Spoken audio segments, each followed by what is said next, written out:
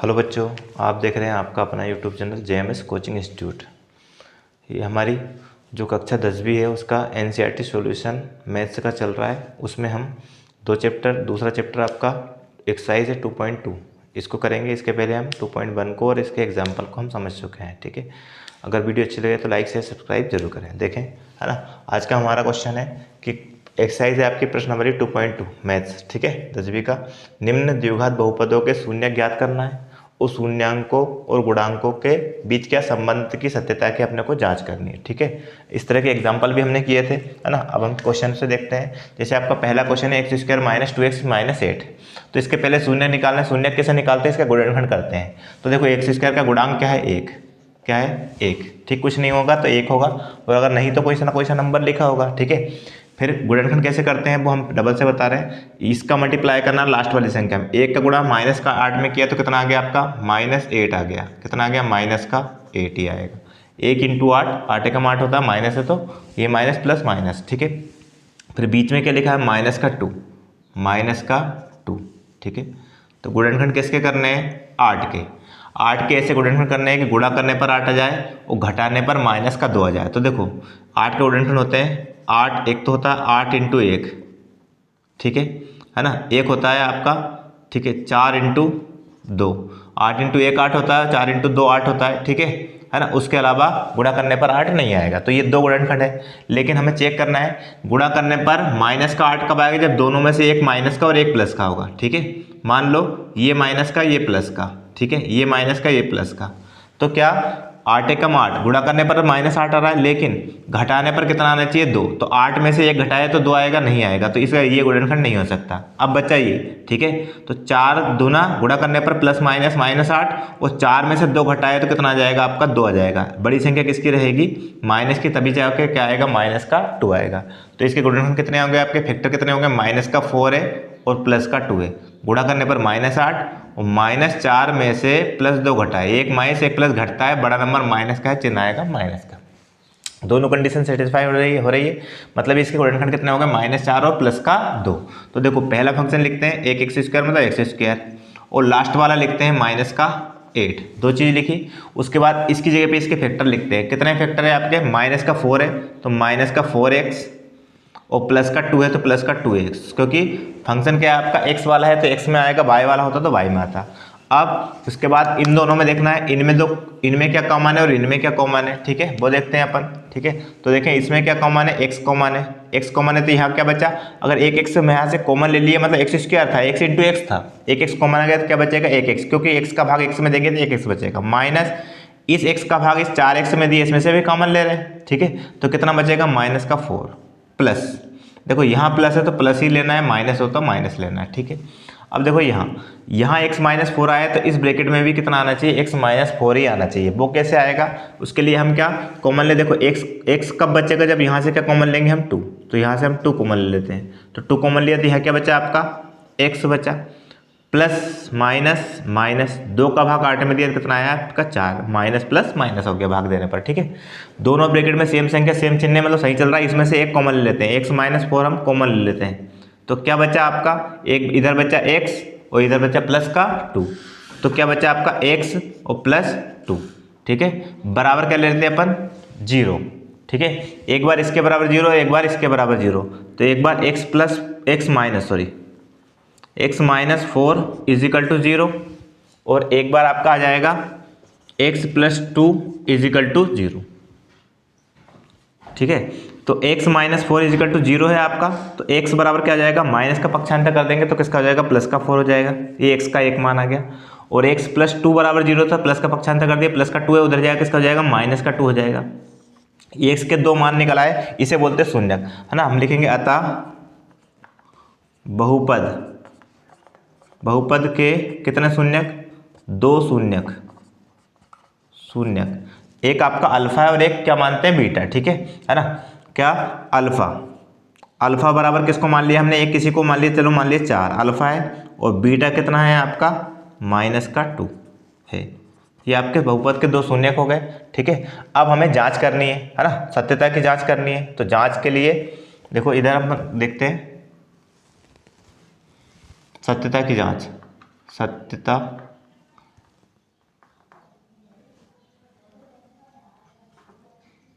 की जांच। ठीक है, अब जांच करने के लिए सबसे पहले देखो दो पॉइंट है आपका, एक योगफल से और एक गुणनफल से जांच करेंगे। तो सबसे पहले आपका शून्यकों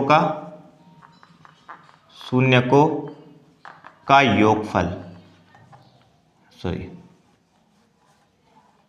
योगफल। ठीक है, इसमें किस तरह जांच करते हैं, देखो इसके बराबर आपका आता है अल्फा प्लस बीटा, योगफल को दर्शाते किससे, अल्फा प्लस बीटा से, बराबर माइनस एक्स का गुणांक और बटे क्या आता है आपका एक्स स्क्वायर का गुणांक, एक्स स्क्वायर का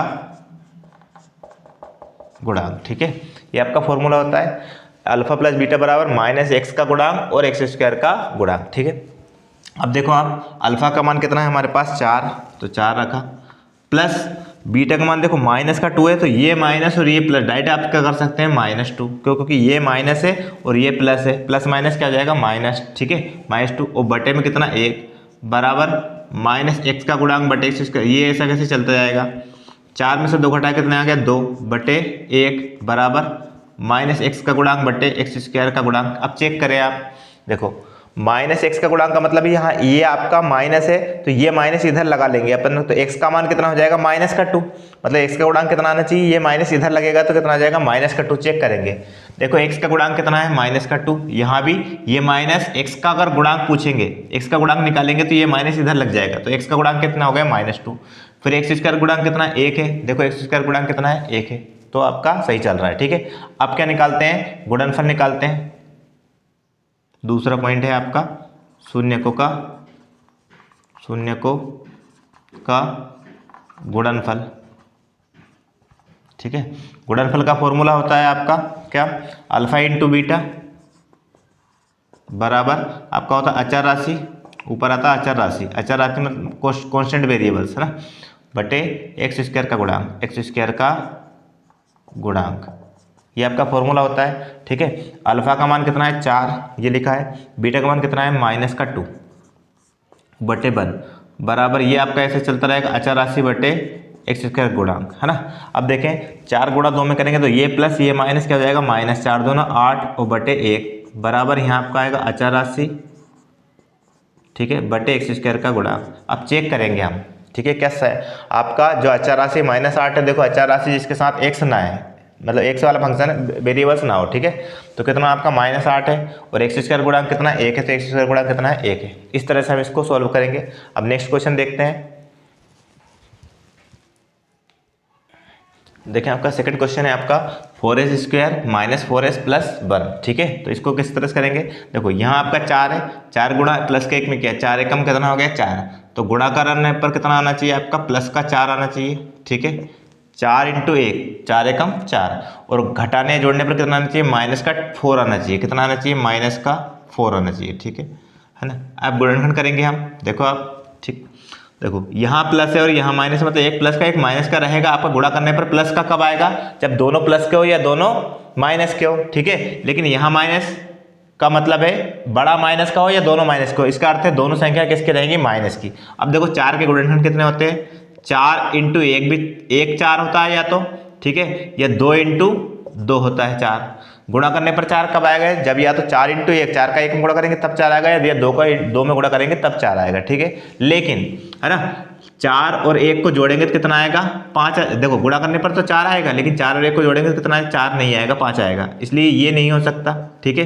बचा कौन सा, ये 2 और 2 का गुणा करेंगे तो 4 आएगा, और 2 और 2 को जोड़ेंगे कितना आएगा आपका 4, तो गुणनखंड होंगे ये, लेकिन चिन्ह देखना है अपने को, गुणा करने पर प्लस कब आएगा, जब दोनों माइनस के या दोनों प्लस के, लेकिन यहाँ आपका यहाँ माइनस लगा हुआ है, इसका अर्थ है दोनों किसके रहेंगे, माइनस के, -2 × -2, -2 और -2, देखें आप, देखो 2 दूना 4, माइनस माइनस प्लस गुणा करने पर, और दोनों संख्याएं माइनस की होती है तो जुड़ती है और चिन्ह आता है किसका, माइनस का, तो 2 और 2 कितना हो गया आपका 4 हो गया, ठीक है। इस तरह से इसके फैक्टर हो गए, गुणनखंड हो गए। इसको लिखेंगे, पहला फंक्शन लिखेंगे 4s स्क्वायर और लास्ट वाला लिखेंगे प्लस का 1, और इसकी जगह पे इसके फैक्टर क्या थे, -2 था, अब सवाल किस में, s में, तो -2s और फिर वापस -2s, क्योंकि दोनों फैक्टर क्या है, -2 है। अब कॉमन की बारी, तो कॉमन लेते हैं पहले 2 में से और अगले 2 में से, और दोनों में सेम संख्या होनी चाहिए ब्रैकेट के अंदर, तो देखते हैं 4 देखो 4 यहाँ है और यहाँ 2 है, तो किसका भाग 4 में चला जाएगा, 2 में चला जाएगा, तो 2 का भाग जाएगा जो दोनों में जा सकता है। फिर s यहाँ s² यहाँ और s यहाँ है, तो दोनों जगह s भी कॉमन है, तो 2s कॉमन ले लिया। 2 का भाग 4 में दिया कितना आया 2, और s का भाग s² में दिया तो कितना बचा, एक s बचा, माइनस 2s का भाग 2s में दिया तो कितना बचेगा 1। ठीक है, इतना हो गया। अब यहाँ से देखो यहाँ आपका माइनस है तो माइनस ही कॉमन लेना है। ठीक है, अब अगले ब्रैकेट में भी क्या आना चाहिए, यही आना चाहिए आपका 2s माइनस 1। तो देखो आप 2s प्लस 1 है और यहाँ आपको 2s माइनस 1 चाहिए। जब दोनों जगह यहाँ पर जो संख्या है वही संख्या इस ब्रैकेट में अगर दिखे, सेम संख्या दिखे, तो आपको एक कॉमन लेना है। ठीक है, क्या कॉमन लेना है, एक, है ना, एक कॉमन लेंगे। तो देखो माइनस एक कॉमन लिया तो माइनस एक का भाग इसमें देंगे तो माइनस माइनस प्लस, एक का भाग 2s में देंगे तो कितना आएगा आपका 2s ही आएगा। ठीक है, फिर माइनस प्लस माइनस, एक का भाग एक में देंगे कितना आएगा, एक आएगा, माइनस का भाग प्लस में दिया तो कितना आ गया माइनस। ठीक है, इस तरह से दोनों ब्रैकेट में सेम संख्या होनी चाहिए। देखो 2s माइनस 1 और 2s माइनस 1 दोनों में से एक कॉमन लिया, क्या 2s माइनस 1 को कॉमन ले लिया, क्या बचा फिर यहाँ देखो यहाँ से 2s माइनस 1 कॉमन लेते, यहाँ बचा आपका 2s और यहाँ क्या बचा माइनस का 1 बचा। ठीक है, इजिकल टू क्या लिया अपन ने 0, क्योंकि हमें एक इसके शून्य निकालने, एस के मान निकालने। एक बार इसके बराबर 0, 2s माइनस 1 इजिकल टू 0, और एक बार इसके बराबर 0, दोनों सेम ही चल रहे हैं, 2s माइनस 1 इजिकल टू 0। ठीक है, एक बार 2s इजिकल टू 1 को पक्षांतर कर दिया, किसका हो गया प्लस का 1 हो गया, और s का मान निकाला तो 2 इंटू में डिवाइड पहुंच जाएगा तो 1/2, ये s का मान हो गया, है ना। इस प्रकार यहाँ देखते हैं अपन 2s इजिकल टू एस का, ये पक्षांतर करेंगे, माइनस का 1 किसका हो जाएगा प्लस का 1 हो जाएगा, और एस का मान निकालेंगे, गुणा वाला कहाँ जाता है भाग में, तो 1 कितना हो गया 2 हो गया। इस तरह से मान आपके आ गए 1/2 1/2। एक दोनों एस के मान आपके सेम ही है, कोई दिक्कत नहीं है, दो मूल आपके सेम हो गए। ठीक है, ये शून्य, है ना। तो लिखेंगे अतः बहुपद के दो शून्यक, है ना। अल्फा बराबर कितना है 1/2 और बीटा बराबर कितना है 1/2 है। ये आपका अल्फा बीटा का मान हो गया। अब हमें क्या करनी है, जांच करनी है, सत्यता की जांच करनी है। तो यहाँ राइट लिख देंगे जांच, या सत्यता की जांच भी लिख सकते हैं, जांच, है ना। जांच में पहला पॉइंट आता है आपका शून्यकों का योगफल। क्या आता है, शून्यकों का योगफल। ठीक है, योगफल के लिए आपका फॉर्मूला क्या होता है, देखो आप, ये होता है आपका फॉर्मूला बराबर, योगफल बराबर, है ना, अल्फा प्लस बीटा बराबर माइनस। अब देखो सवाल अगर x में है तो x का गुणांक और x² गुणांक आएगा, लेकिन सवाल किस में है, x में, मतलब जो हमारा वेरिएबल्स है वो क्या आपका s है, तो माइनस s का गुणांक, यह फॉर्मूला थोड़ा चेंज हो जाएगा ना, है वही फॉर्मूला, बस यहाँ x की जगह पे s आ जाएगा, बटे s² का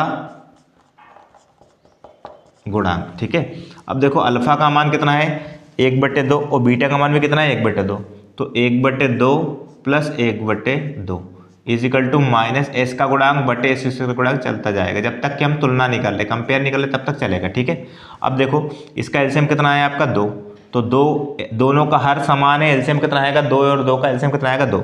जब भी हर और एलसीएम, ये देखो ये नीचे वाला हर है और ये नीचे ये वाला एलसीएम है, ये हर है और एलसीएम, कभी भी हर और एलसीएम समान हो तो अंश में कोई परिवर्तन नहीं आता, ऐसा कैसे आ जाता है 1 + 1। ठीक है, बराबर 1 और 1 कितना हो गया 2/2 बराबर माइनस s का गुणांक बटे s² का गुणांक।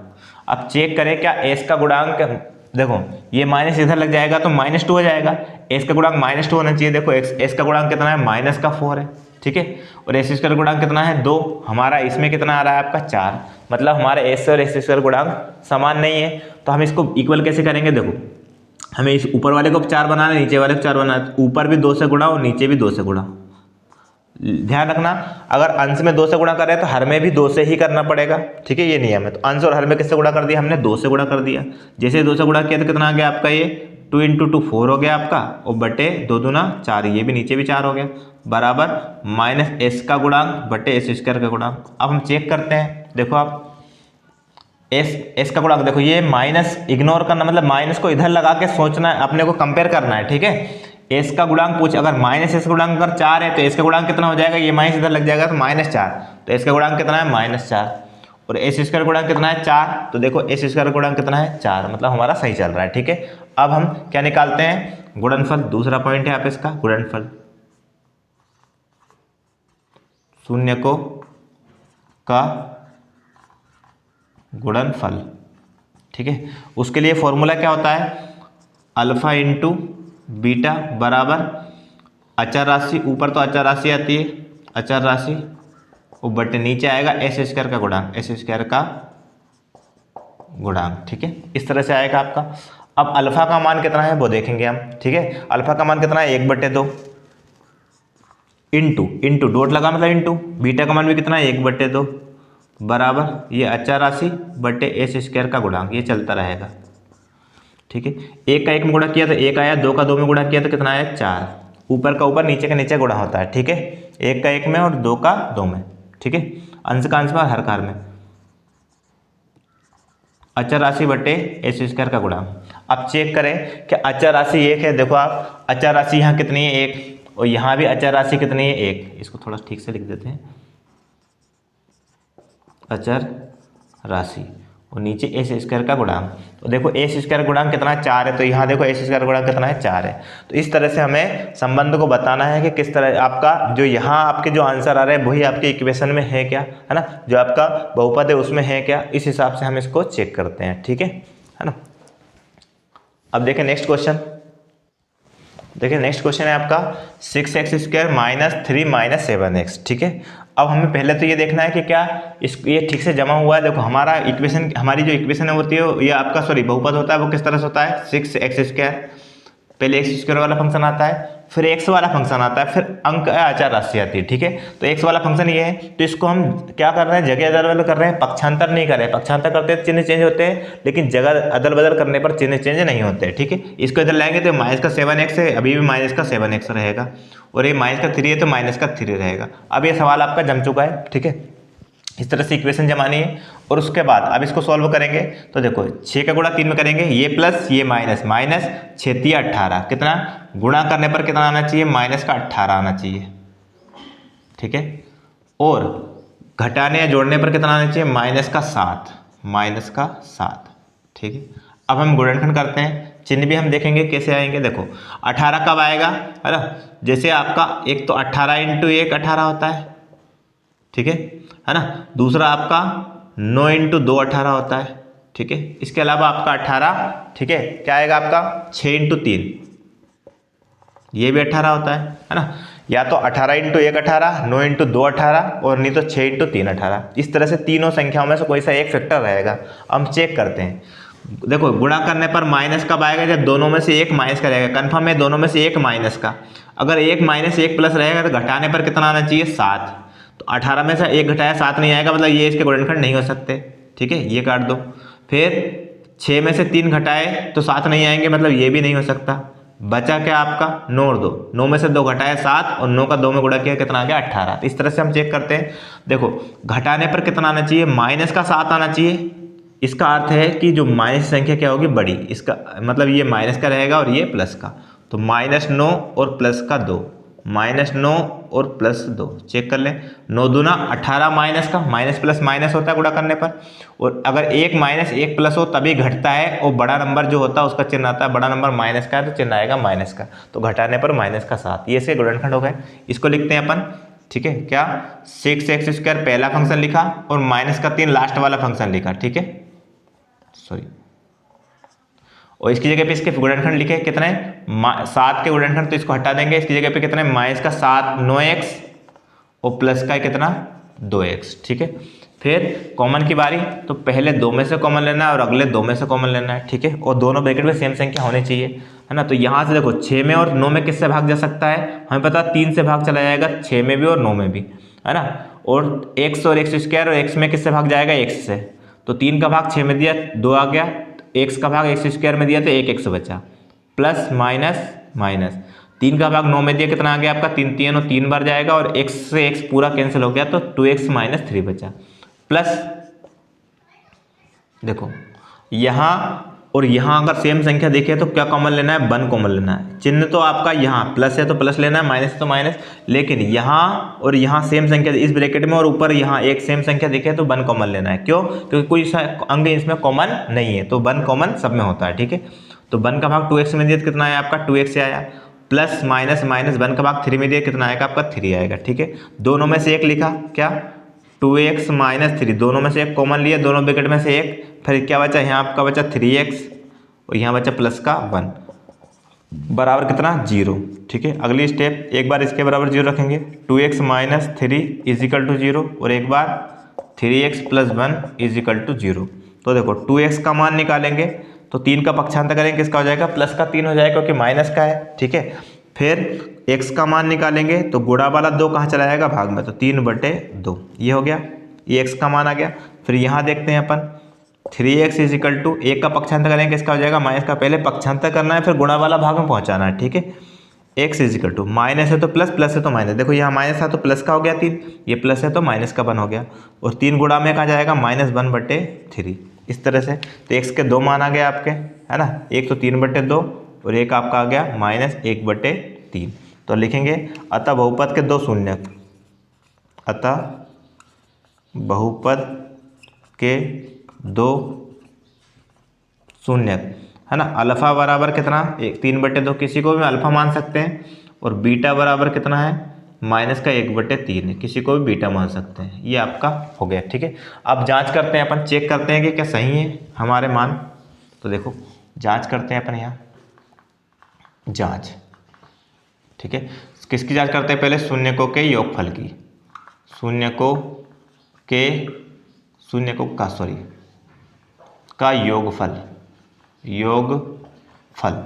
योगफल का फॉर्मूला क्या होता है, अल्फा प्लस बीटा बराबर, अल्फा प्लस बीटा बराबर माइनस, अब सवाल किस में, एक्स में है, तो यहाँ आपका आएगा एक्स का गुणांक बटे नीचे क्या आएगा एक्स स्क्वायर का गुणांक।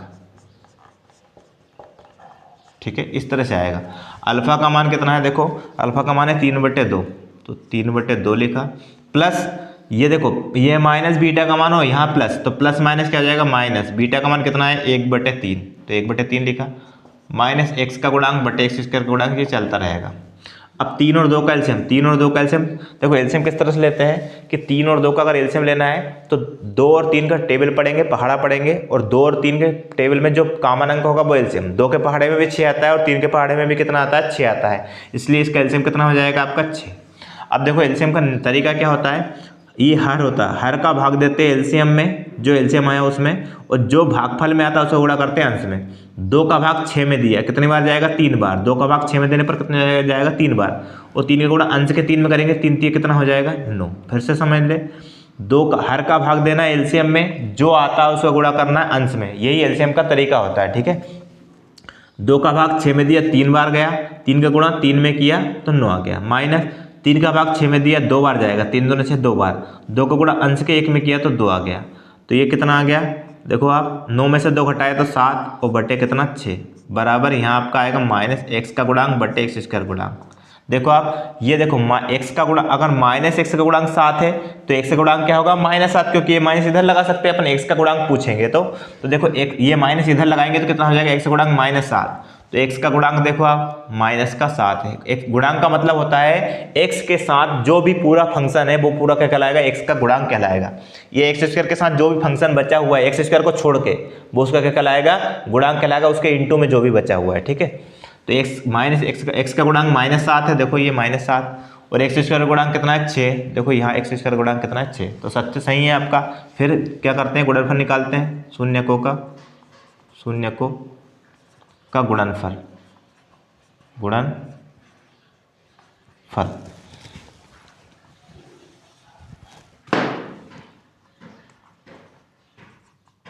शून्यकों का गुणनफल। ठीक है, उसका फॉर्मूला क्या होता है, अल्फा इंटू बीटा बराबर अचर राशि बटे एक्स स्क्वायर गुणांक, एक्स स्क्वायर का गुणांक। ठीक है, अल्फा का मान कितना है 3/2 लिखा, इंटू बीटा का मान कितना है -1/3 बराबर अचर राशि बटे एक्स स्क्वायर का गुणांक। वैसे 3 से 3 कैंसिल हो सकता है, बिल्कुल हो सकता है, लेकिन हमें पहले गुणा करना है अंश का अंश में, हर का हर में, फिर चेक करना है। अगर नहीं आ रहा है तो हम कैंसिल भी कर सकते हैं, जरूरत नहीं होगी तो नहीं करेंगे, ठीक है। हमें 3 का गुणा -1 में करेंगे कितना आएगा, -3 आएगा, बटे अंश हर का हर में करेंगे 3 दूना कितना हो जाएगा 6, बराबर अचर राशि बटे एक्स स्क्वायर का गुणांक। क्या चेक करें, नहीं तो काट देंगे हम, 3 से 6 कट सकता है। अचर राशि -3, देखो अचर राशि क्या है, -3 है ये, ठीक है। और एक्स स्क्वायर गुणांक कितना है 6, एक्स स्क्वायर गुणांक कितना है 6। इस तरह से हमारा सही है, तो हमें काटने की जरूरत नहीं है, ठीक है। तो इस तरह से हमने प्रश्नावली 2.2 के 3 क्वेश्चन किए। अगली क्लास में हम इसके जो भी क्वेश्चन शेष बचे हुए हैं वो करेंगे, है ना। और अगर वीडियो अच्छी लगी तो लाइक शेयर सब्सक्राइब जरूर करें। इस तरह से आपको पूरी सीक्वेंस से वीडियो, हर एक टॉपिक पर हर एक एग्जाम्पल, हर एक एक्सरसाइज का क्वेश्चन, सभी की एनसीईआरटी का पूरा सॉल्यूशन मिल जाएगा। तो आपको कहीं से भी कुछ देखने की ज़रूरत नहीं है। इससे आपका पूरा एमपी बोर्ड का